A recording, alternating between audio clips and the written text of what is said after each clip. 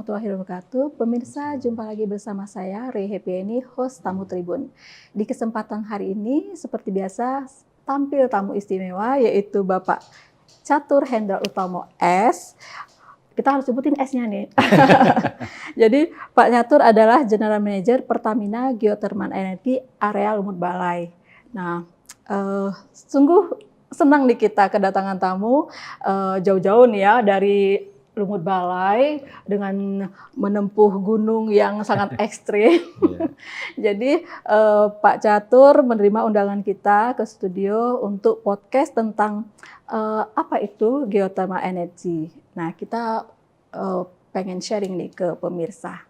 Silakan Pak Catur. Ya, terima kasih Bu Yeni. Kehormatan buat kami.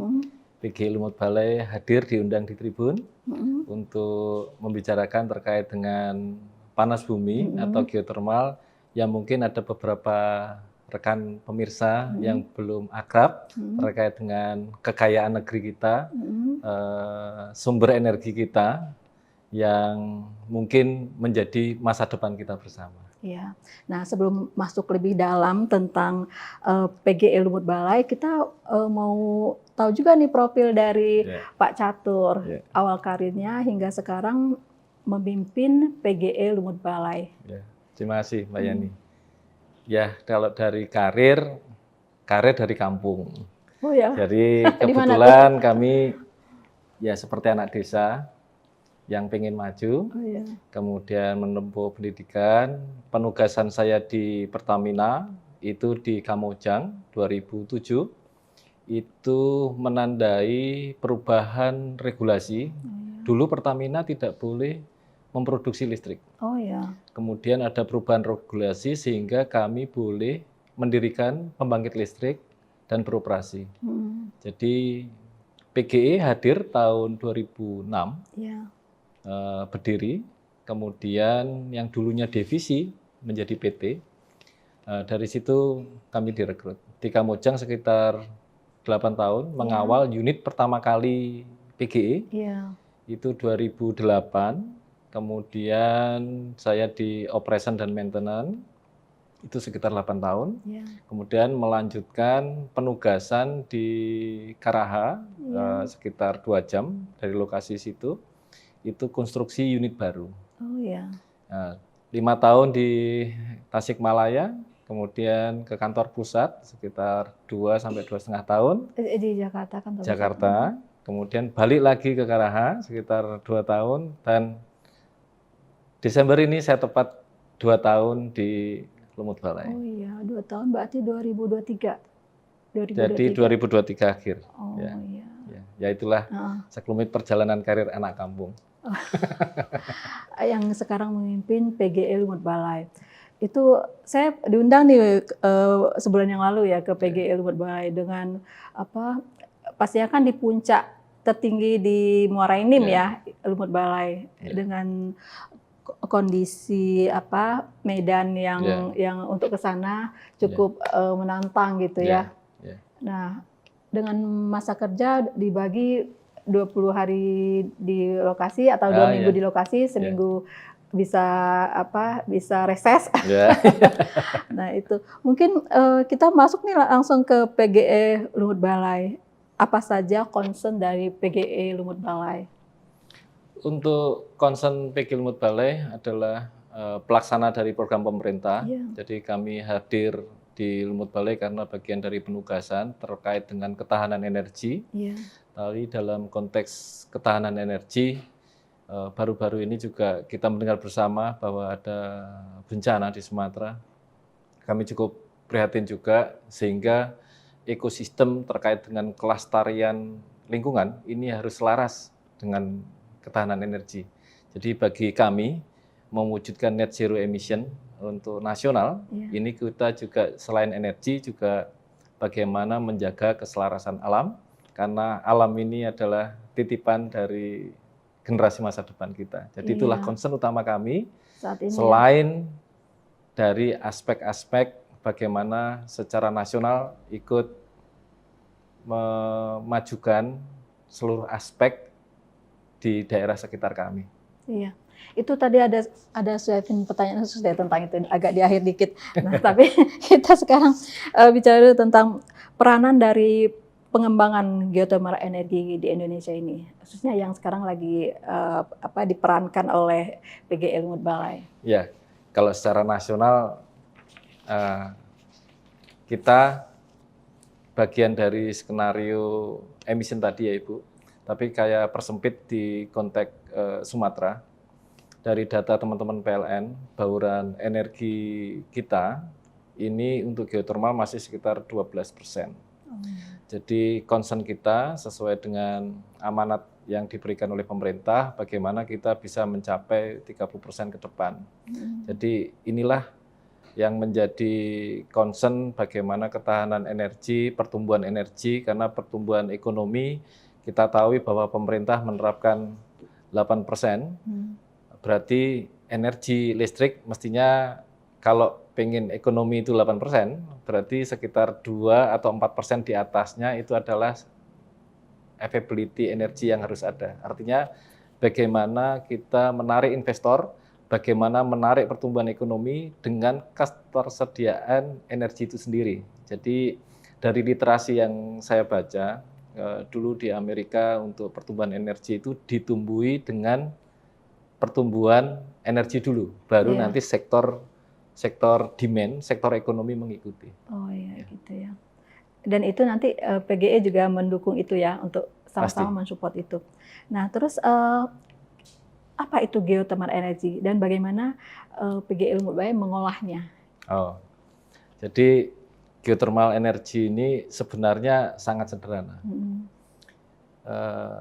Salah satu energi yang bisa dikatakan terjamin ketelanjutannya, jadi keberlanjutan. Jadi sebenarnya singkat Bu Yeni, untuk dari istilah sendiri geothermal adalah geo itu adalah bumi, thermal adalah panas. Jadi panas yang terjebak di dalam bumi saat terjadi pembentukan bumi itu sendiri. Jadi sebenarnya yang kita sasar ini adalah energi-energi yang sudah ada. Secara kasat mata kita bisa melihat kalau kita berjalan, umpamanya ada lumpur panas, kemudian ada air panas yang muncul ke permukaan secara natural, inilah adanya energi panas bumi yang ada di situ. Nah, energi-energi yang terkandung di dalam ini, kemudian yang muncul, yang mungkin selama ini tidak dimanfaatkan, ini kami hadir. Sehingga tidak hanya sekedar lumpur panas karena dibawa oleh air panas, ini kita convert, kita rubah dari air panas, kemudian kita bor, kemudian kita angkat, by natural, kemudian kita konversi, kita pisah antara air panas dan uap, kemudian memutar turbin, memutar generator, sehingga muncul listrik, dan proses air yang kita ekstrak tadi, kita kembalikan ke bumi lagi. Sehingga memang sustainable itu berasal dari perut bumi naik ke atas menjadi listrik secara mekanis, thermal dan elektrik, kemudian kita injek kembali ke bumi lagi, sehingga memang tidak ada waste, dan di bumi nanti dipanaskan lagi oleh formasi batuan panas, sehingga kita ekstrak lagi. Jadi setiap kali kami hadir invest untuk panas bumi, minimal 30 tahun itu harus dijamin keberlanjutannya. Dan di Indonesia tertinggi udah 40 tahun sebagai informasi, suatu prestasi anak bangsa, dan di luar sana udah 100 tahun lebih. Ini menandakan bahwa sustainability dari panas bumi itu terjamin. Nah, kapasitas produksi dari PGE Lumut Balai bisa ceritakan?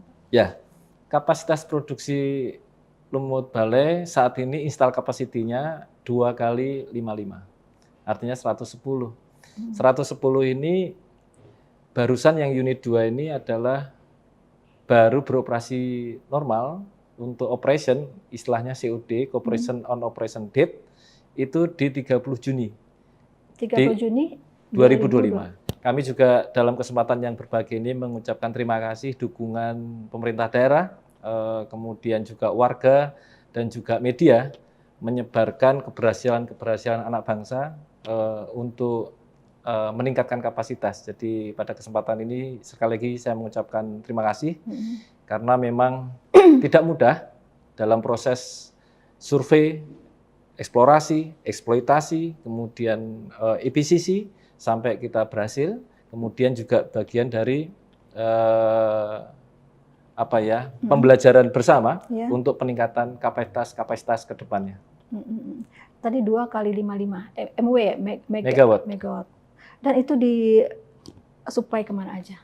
Ya, jadi terkait dengan suplai energi listrik secara perundang-undangan bahwa seluruh pembangkit listrik harus disalurkan ke jaringan PLN.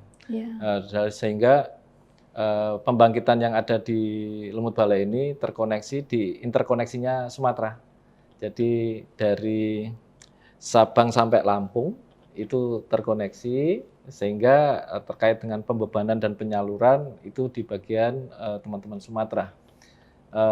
Kami juga menyampaikan bahwa kita kemarin punya kejadian unstable operation ya di tahun kemarin, tahun 2024 ya. 2024 dan alhamdulillah panas bumi sebagai informasi juga bagian dari baseload istilahnya, artinya pembangkit yang mampu untuk kemampuan dasar. Jadi kita membantu pemulihan dalam jaringan kestabilan itu secara cepat. Gitu. Nah, ini salah satu wujud keunggulan dari geothermal. Iya. Tadi balik lagi ke 2 kali 55 megawatt, itu bisa mengcover berapa wilayah ya? Ya, jadi ini hubungannya adalah demand load 55 megawatt, artinya 55.000. Kalau 2 kali unit berarti 110.000 watt. Kalau asumsi satu rumah itu adalah 1.000 watt, berarti 110.000 rumah tangga kita terangi. Jadi itu kemanfaatan langsung ya. Kalau ada kemanfaatan tidak langsungnya, nanti kita bisa sampaikan, karena kalau produk listrik kami bisa dinikmati 110.000 rumah tangga. Dan itu untuk disalurkan ke Sumatera Selatan ini atau lintas provinsi? Jadi Sumatera Selatan Lumbung Energi, saya mengkajinya malah bisa ekspor di antar provinsi saya lihat. Jadi kalau kita masuk ke jaringan PLN itu bisa disalurkan sampai di ujung ke ujung. Yang jelas, tangan pertama yang menerima produknya dari PGW adalah PLN gitu ya? Teman-teman PLN. Untuk penyalurannya itu PLN? Teman-teman PLN. Nah, ini teknologinya nih, apa saja yang dipakai? Tadi misalnya secara teknis sudah dijelasin ya. Mungkin bisa lebih detail tentang teknologi yang digunakan untuk mengoptimalkan produksi dari geothermal energy ini. Ya, kalau di Indonesia ini masih ada mayoritas ada 2 yang sudah diterapkan, yaitu konvensional single flash sama binary. Nah, ini hampir 90% masih istilahnya single flash konvensional. Kalau di dunia sudah banyak berkembang teknologi, tapi saya yakin pengembangan teknologi ke depan semakin masif ya, karena memang tuntutan affordable price dari demand itu pasti kita jaga, sehingga saya yakin dengan mass production teknologi ke depan ini semakin lebih kompetitif. Jadi untuk saat ini PGE dan terutama Lumut Balai masih menggunakan konvensional single flash, tapi insya Allah dalam 1 atau 2 tahun ke depan kita menggunakan binary. Binary ini keunggulannya adalah zero emission. Benar-benar zero emission. Jadi nggak ada emisi lagi, tidak ada lagi. Itu tantangan kami. Bersih banget ya, berarti? Sangat bersih, sangat bersih. Gimana tuh tantangannya supaya zero emission itu? Jadi yang dilakukan kan udah panjang banget ya? Ya, jadi sebenarnya emisi ini berasal dari proses produksinya. Apakah ada dari raw materialnya yang mempunyai excess emisi, atau memang dari additional material during proses. Jadi kalau berbicara saat ini, sebenarnya emisi yang terjadi itu sangat minor sekali. Jadi per mega itu kurang dari 0,3 kilo per mega. Mungkin kalau yang fosil mungkin bisa 1 kilo itu. 0, Iya. comparing dengan 1 kilo. Terus itulah excess energy. Nah kalau kita berbicara teknologi binary zero, itu memang kita tidak menggunakan purely material yang ada di perut bumi. Sebenarnya emisi itu dari perut bumi sendiri. Karena Iya. setelah kita, contoh Ibu kalau kunjung ke sumber panas, kan Mm-mm. ada bau-bau belerang ya. Mm-mm, Ya itu mm-mm. sebenarnya emisi natural yang memang berasal dari alam. Mm-mm. Nah, bukan karena proses produksinya, karena berartinya raw materialnya. Nah, Mm-mm. kalau kita berbicara binary, itu nanti memang raw material ini tidak terpapar langsung, tidak diproses. Dia hanya transfer panas, kemudian setelah panasnya kita absorb, kita convert, kita akan masukkan lagi ke perut bumi, sehingga dia sempat tidak keluar. Iya. Nah, itulah sebenarnya teknologi high-tech yang akan diterapkan oleh PGE dan Lumut Balai ke depan. Iya. PGE di sana sejak 2008 ya PGE. Jadi 2008 ini prosesnya sudah proses ini Bu, sudah proses tahapan lanjut. Karena Oh, sebenarnya kami hadir itu di 90-an akhir. Ini di kita Lumut, survei. di Lumut, Betul. survei di awal survei 2009 Di 90-an, 90 akhir Bu. mulai dari survei ya. Ya, dari survei, kemudian pengeboran, eksplorasi, pengeboran, eksploitasi, sehingga kami berhasil unit 1 ini sudah 5 tahun. Oh, Jadi cukup panjang, karena memang ini adalah, kalau kami kategorikan ini adalah greenfield, yang dulunya memang belum ada sama sekali, baik itu infrastruktur, baik itu industri, kita memang ada staging development geothermal. Jadi setelah survei proven, kemudian lanjut ke tahap pengeboran, eksplorasi, eksploitasi, dan IPCC. Ini kita untuk tahap-tahap berikutnya juga tadi harus melakukan waste development, development yang sangat bijak, bagaimana tetap alam terjaga, bagaimana kepastian cadangan itu terjaga karena bagian dari kepentingan ekonomi di situ, sehingga kenapa unit 2 ini baru 5 tahun setelah unit 1 ini adalah COD, karena kita harus memonitor semua parameter dalam kondisi batas aman. Nah, kita bicara tentang PGE dan environment-nya ya. Tentang tenaga kerja nih, boleh ya. Nah, jadi bagaimana PGE Lumut Balai mengcover tenaga kerja di sekitarnya? Ya, jadi memang kita pahami geothermal ini tadi adalah high investment dan high technology dan high risk. Ya. Jadi otomatis secara proporsional kita dalam tahapan survei, saya yakin hampir 100%, karena memang kalau survei memang harus orang lokal, tahu titik-titiknya.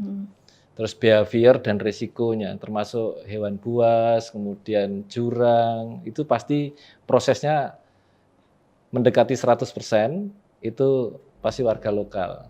Kemudian masuk ke fase eksplorasi pengeboran, berarti melibatkan infrastruktur dan pengeboran. Untuk pengeboran sendiri memang ada regulasi undang-undang, itu harus yang mempunyai kompetensi. Begitu juga saat nanti konstruksi pembangunan. Jadi kita menerapkan resiko ini secara staging. Kalau kondisi operasional sendiri 90% untuk rutin operation itu teman-teman lokal. Konteks lokal ini Provinsi Sumsel ya.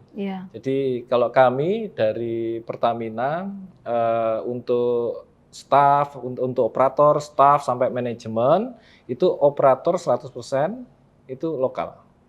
Kemudian sudah mulai campuran karena memang rekrutmennya secara nasional. Jadi untuk peluang tenaga kerja itu memang ada porsi terkait dengan kesempatan tenaga lokal. Dan tahun sekarang malah mendapat privilege, Kalau dulu rekrutmen operator itu kita mass media. Iya. Pertamina Holding saat ini itu langsung namanya college shopping. Oh ya. Jadi langsung the best talent karena kita punya resiko besar. Jadi orang-orang pintar lokal yang sekolah di favorit university lokal itu langsung belanja aja. Mana yang lulusannya di umpamanya kalau di Sumatera Selatan Unsri, kemudian Posri, itu umpamanya yang IPP terbaik segala macam itu langsung di shopping. Oh, iya. Di shopping udah langsung CV-nya apa, kemudian tes, kemudian wawancara, kemudian kesehatan, terus jadi. Jadi langsung direct shopping. Itu privilege-nya lokal ya? Privilege-nya lokal. Privilege-nya lokal. Ada berapa nih kalau boleh tahu apa tenaga kerja di PGI Lumut Balai? Lumut Balai secara keseluruhan baik itu tenaga untuk lokal itu sekitar 160-an. Itu yang rutin seharian. Kalau untuk staff itu secara organisasi sekitar 50-an. Itu berapa persen dari total? Kalau lokal 97%. 97%. Luar biasa ya. Luar biasa. Nah, terus saya juga dengar nih CSR dari PGI Lumut Balai cukup banyak nih. Ini contohnya. Iya. Ada kopi, jadi membina para petani kopi di sekitar ya. Itu berarti kan berbatasan Muara Enim dan Oku ya. Jadi mengcover Muara Enim dan Oku. Bisa cerita tentang CSR-nya PGI Lumut Balai? Ya, makasih Mbak Yani.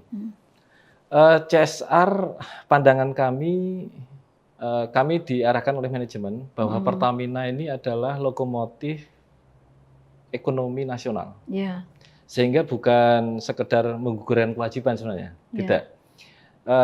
Saya berbicara sebelum kopi, saya melihat kami itu di ujung gunung. Tahun 90 awal dari jalan provinsi sampai ke lokasi kami itu 5 hari. Iya. Menempuh perjalanannya. Tahun 2000. 90-an awal. 90 awal. Ya, itu 5 hari. Dengan kehadiran kami, alhamdulillah sekarang di bawah 2 jam. Di bawah 2 jam ya. Dari Palembang. Bukan. Dari jalan provinsi terdekat. Jalan akses provinsi terdekat. Jadi yang dulunya 5 hari, dari akses jalan nasional terdekat. Ya, itu kan ada kita sampaikan di sana kan ada simpang Imam ya. Dari simpang Imam menuju ke lokasi dulunya itu 5 hari. Sekarang itu saya mendapat informasi jauh lebih cepat. Kalau dulu umpamanya dari Jakarta tuh 5 hari naik ke atasnya 2-3 hari karena memang aksesnya sangat terbatas, ekstrim. Jadi di puncak gunung ya, di puncak gunung, di ujung jalan. Di ujung jalan. Ya, jadi setelah ujung apa dong Ustaz ya? Setelah ujung apa itu di sana? Gimana? Kan di ujung jalan. Jadi mentok Ibu. Mentoknya itu kantor kami. Oh, setelah kantornya itu apa? Udah nggak ada. Udah buntu. Jurang gitu. Ya namanya gunung. Hutan. Hutan. Jadi kami melihat harus ada penguatan infrastruktur. Setelah infrastruktur kami ada beberapa pilar-pilar. Otomatis kalau secara natural kalau di ujung pasti sulit akses kesehatan, sulit akses pendidikan. Yang sebenarnya muaranya adalah kemandirian ekonomi.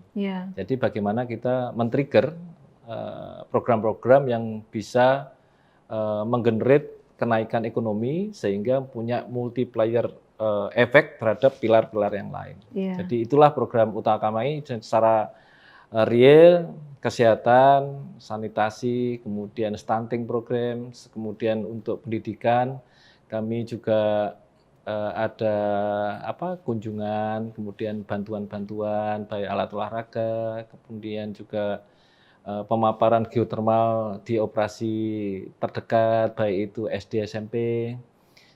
Saya berharap nanti ada warga lokal yang mengganti saya. Nah, lebih luas dari CSR ini, mungkin ada tambahan? Ya, ini keunikan dari bisnis panas bumi di Indonesia. Secara pemerintah ada Undang-Undang Panas Bumi nomor 21 tahun 2014 pasal 53. Kami diwajibkan untuk menyetor ke pemerintah daerah penghasil. Jadi setiap 3 bulan sekali kami sebagai penggiat panas bumi, produksi panas bumi, itu bersama pemerintah daerah, kemudian juga dengan Kementerian ESDM, dalam hal ini EBTKE, itu kumpul bareng. Produksinya berapa, kemudian secara undang-undang berapa persen, ini kami setor ke pemerintah daerah. Jadi banyak faktor kemanfaatan selain kewajiban dari undang-undang tadi, ini juga terkait dengan CSR serta perputaran ekonomi di daerah sekitar operasi kami. Boleh nggak disebut nominalnya, kisarannya? Ini sangat variabel karena tergantung produksinya.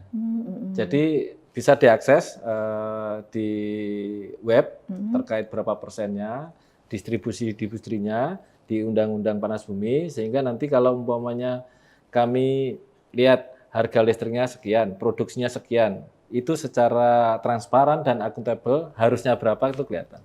Karena memang itu transaksional, tidak hanya catatan manual ya, karena semuanya by system, sehingga umpamanya kami ekspor ke PLN berapa, harga listrik berapa, itu udah kelihatan.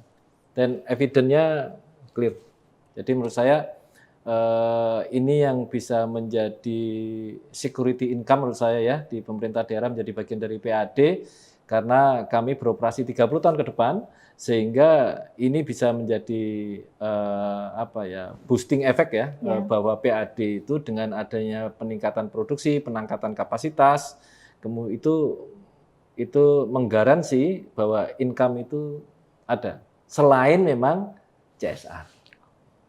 Mungkin itu sebagai salah satu keunikan bisnis di Panas Bumi untuk memastikan kemanfaatan daerah penghasil. Oke, luar biasa. Iya, jadi banyak sekali ya. Jadi bahkan tidak hanya UMKM seperti penghasil kopi ini, tempat wisata. Kemarin kami juga di sana, Belanting River Tubing. Itu di Oku ya, di Sungai Ulu Ayah. Jadi di situ tadinya nggak ada, tempat wisata itu dihidupkan oleh PGE Lumut Balai, dan itu berkesinambungan ya sampai sekarang, tetap didampingi. Ya, betul. Jadi saya juga merasa senang karena memang ada lokal hero yang tidak hanya menonton ya, tetapi juga ternyata ada intan-intan yang terselip, sehingga kita tinggal ngasah-ngasah aja sebenarnya. Jadi saya harapkan ke depan dengan berkembangnya Lumut Balai, banyak lokal hero yang bisa menjadi percontohan, sehingga bisa berkolaborasi dengan kami, sehingga memberi kemanfaat yang lebih luas daripada hanya sekedar listrik saja. Jadi semua bisa merasakan ya manfaat dari kehadiran PGE Lumut Balai di Oku maupun di Muara Enim dan Sumsel secara umum ya. Betul. Kurang lebih seperti itu. Nah sekarang soal konservasi alam. Jadi kan di ujung PGE Lumut Balai itu di ujung hutan. Oku ya, di ujung Oku dan Muara Enim. Nah bagaimana baik lagi menjaga kelestarian alam, karena saya sedikit ya, karena ketika kami ke sana kan naik gunung, jurang, ada juga tuh di kiri kanan itu gunung yang sudah gundul.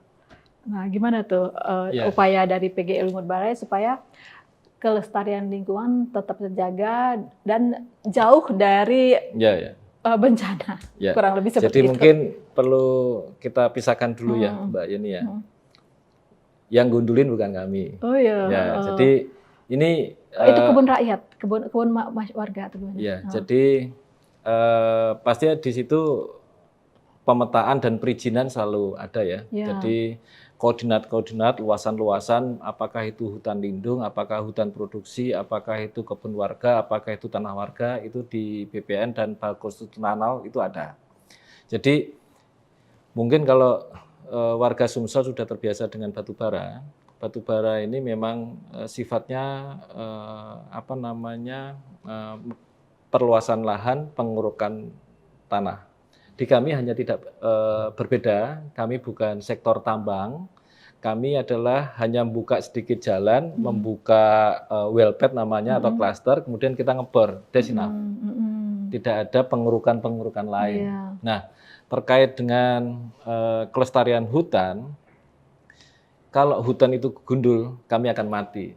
Karena secara hukum fisika, itu memang recharge and discharge itu harus muncul. Iya. Dan perlu saya luruskan, banyak sekali saat ini mungkin pemahaman geotermal ya. Banyak kekhawatiran bahwa dengan adanya hadirnya geotermal, air permukaan akan hilang, perkebunan akan hilang, pertanian akan hilang. Ini perlu kami luruskan. Yang kami ekstraksi dari perut bumi adalah kedalaman 2000 ke bawah. Artinya memang lapisan aquifiernya berbeda. Kami sangat takut malahan kalau ngebor ketemu air. Karena kita pengennya panas, terus kena air kan jadi dingin. Jadi kita menghindari itu. Jadi makanya tadi sampaikan yang kita ekstrak itu adalah energi yang tersimpan. Bukan air yang mengalir, beda. Jadi terkait dengan biodiversity program, kami harus menjaga hutan sekeliling kami. Kenapa? Secara produksi, secara proses, kalau udara saya lebih dingin, itu kinerja turbin kami itu lebih bagus. Berbicara ini efisiensi. Ibarat AC, untuk mendinginkan air panas, kalau airnya dingin, udaranya dingin, itu airnya menjadi dingin. Kalau udaranya menjadi panas karena gundul, air saya menjadi panas sehingga produksi saya semakin turun. Nah, ini sebenarnya mutualisme menurut saya. Kami rutin menanam pohon, kami menjaga pohon. Begitu juga ketaatan kami kami rutin per 3 bulan itu ada RKL, PL, itu semua untuk pengembang sama. Jadi monitoring terhadap kualitas udara, kualitas air, kualitas tanah, itu kita kontrol. Syukur-syukur memang kita pengen kalau untuk efisiensi lebih bagus, kita malah beyond to comply. Bagaimana tiap tahun itu kita menanam. Menanam dan menanam. Jadi kami sahabat hutan. Ini juga dibuktikan juga dengan kita membentuk tim Kahutla. Jadi yang Mbak Yani tadi sampaikan, mungkin ada kebutuhan ekonomi sehingga dibuka lahan, kemudian dibuka kopi, tapi ada ekses terkait dengan kebakaran hutan dan segala macam. Kami malah membentuk. Jadi bukan yang membakar terus kemudian membentuk, bukan. Jadi biar tidak luas, kemudian juga meminimalkan dampak negatif, kita ajak warga yang menjadi sahabat hutan untuk bisa saling-saling menjaga. Dan ini ditandai juga masih banyak binatang buas. Harimau dan beruang masih ada? Kami pasang kamera trap. Itu ternyata masih banyak satwa langka yang melewati. Itu menjadi salah satu indikator bahwa bagaimana ekosistem ini masih kita jaga. Masih lihat kalau nggak salah tiger ya, masih harimau, kemudian tapir, kemudian babi hutan. Itu masih sampai sekarang masih ada. Masih. Itu malah menjadi isu safety lagi nih.